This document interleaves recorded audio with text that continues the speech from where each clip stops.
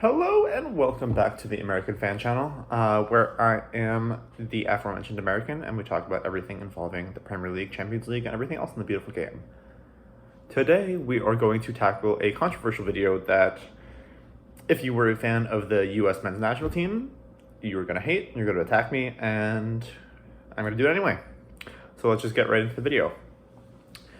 This video is going to be about the US men's national team, Christian Pulisic, and the overhyping of American players in football as a sport.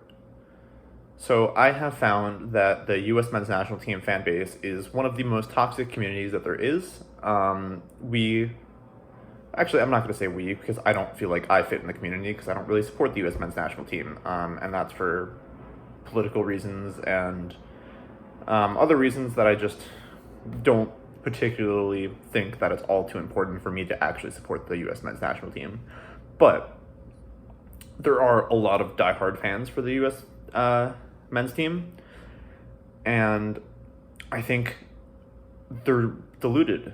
I think they overhype players that are good for the MLS, players that are good for the US men's national team, but in terms of their status in world football, they're consistently underperforming and they're just simply not that good. So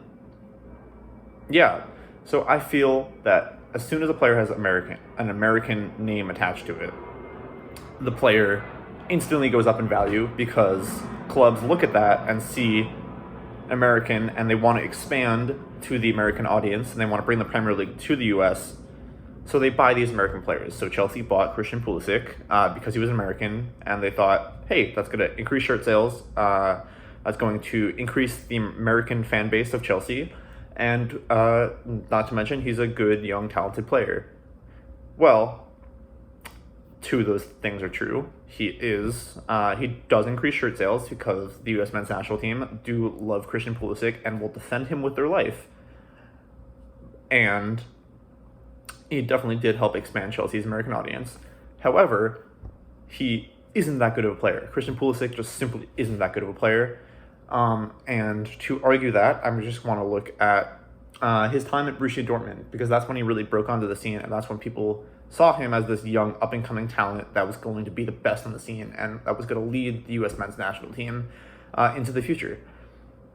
So Christian Pulisic, I personally don't think is good enough to play in the Premier League. I don't think he's good enough to play for Chelsea. Well, he could play for the Premier League. He just isn't good enough to play for a top side in the Premier League, and that is a fact. And if you want to argue that Christian Pulisic is good enough for Chelsea, Man City, Man United, Arsenal, Liverpool, Tottenham, you're wrong. And I'm sorry, but there's nothing we can do for you. Stop watching the sport, because Christian Pulisic is not that good. Okay, so now let's compare him to a player that had the same career trajectory as Christian Pulisic, and that is, of course, Manchester United's Jadon Sancho. So let's compare their 3 seasons in the Bundesliga together, because they each had 3 seasons in the Bundesliga, give or take. No, they both had 3 seasons in the Bundesliga. They were offset by a couple years, but I still think it's valid, and it worked for my point. So the first season that Christian Pulisic broke on the scene, he had 29 appearances, 3 goals, and 8 assists. That is 11 goal contributions total. And for a young player, that's not bad. But now let's look at Jadon Sancho's first full season, and you see 34 appearances, 12 goals, and 18 assists. That is 30 goal contributions, 19 more than Christian Pulisic. Okay.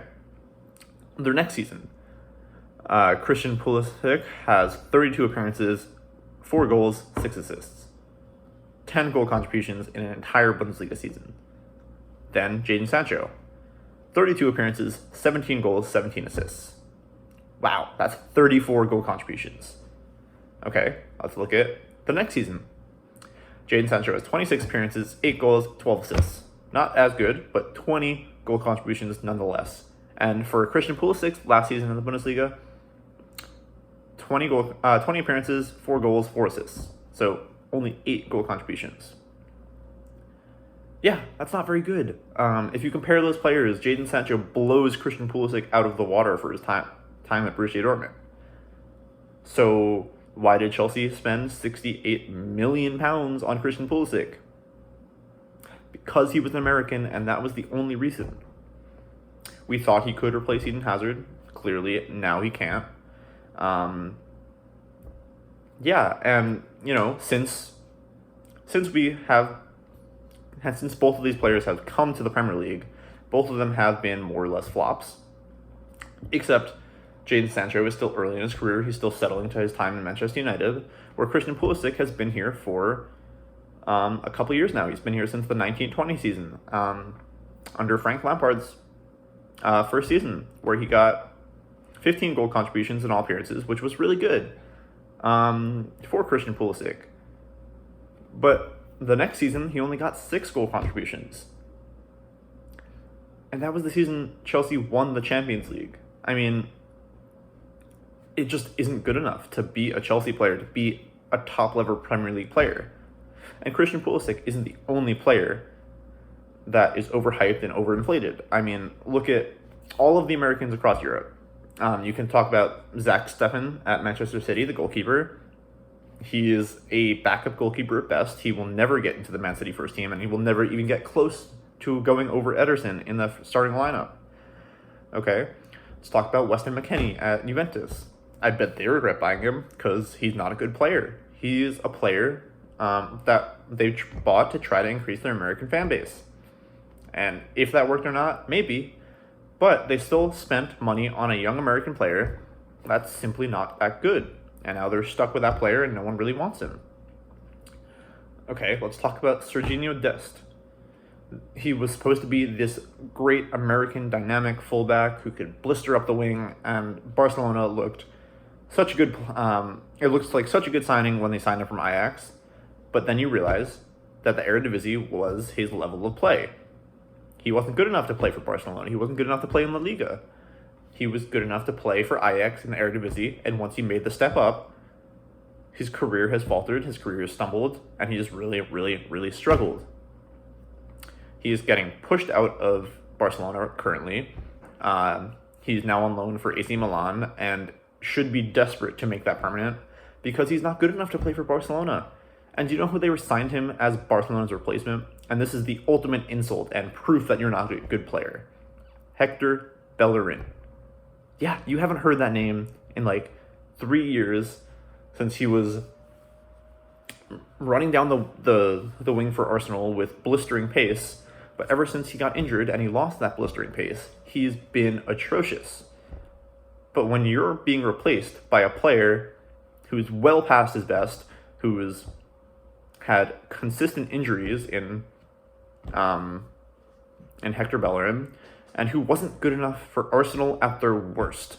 We're not talking about Arsenal this year, who were high-flying, top of the league. We're talking about Arsenal 2 years ago. He wasn't good enough for Arsenal 2 years ago when they were finishing 8th and failing to win the Europa League. That's how bad Hector Bellerin is a player.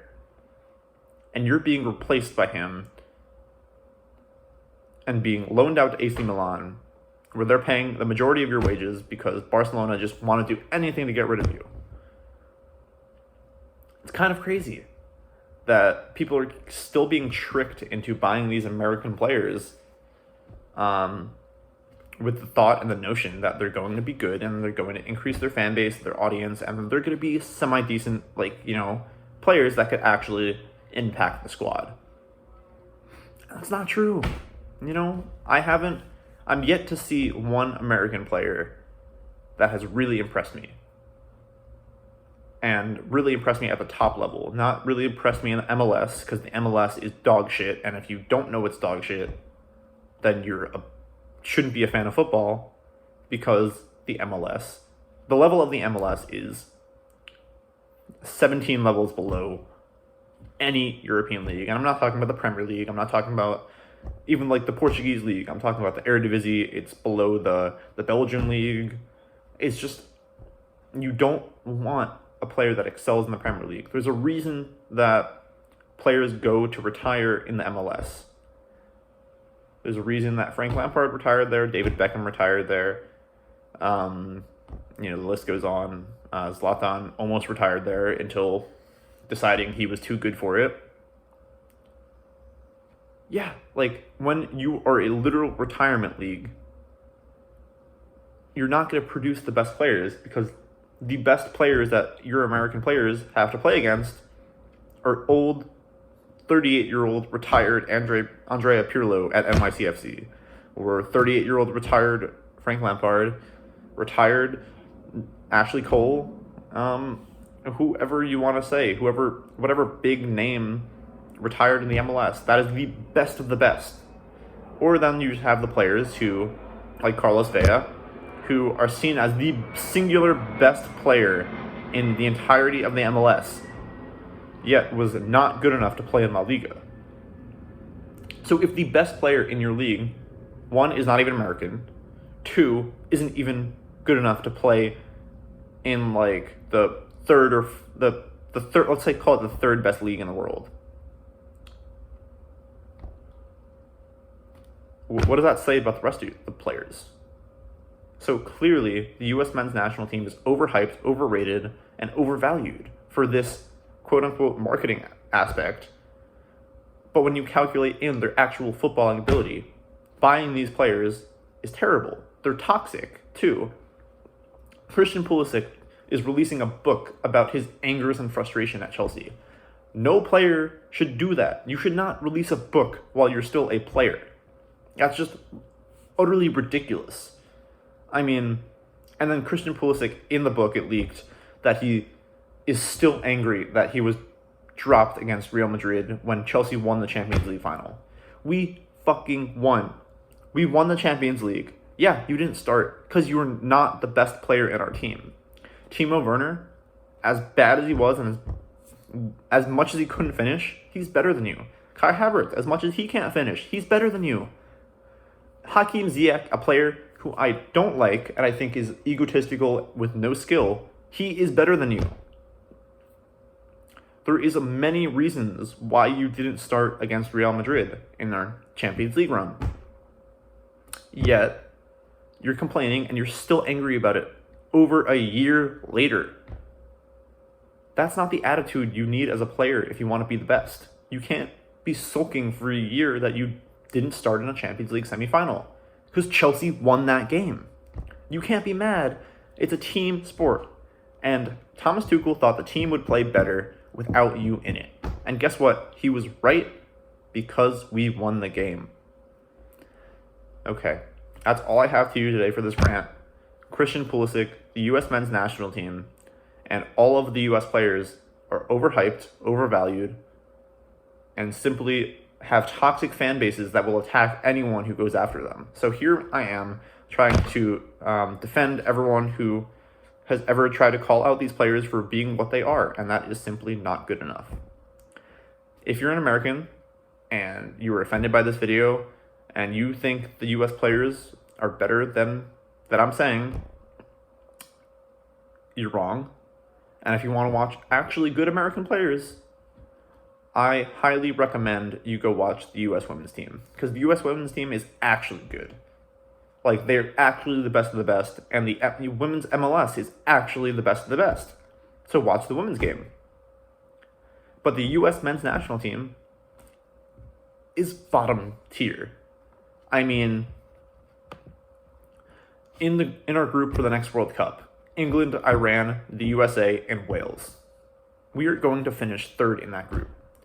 We will finish below Wales and below England, and that is saying a lot.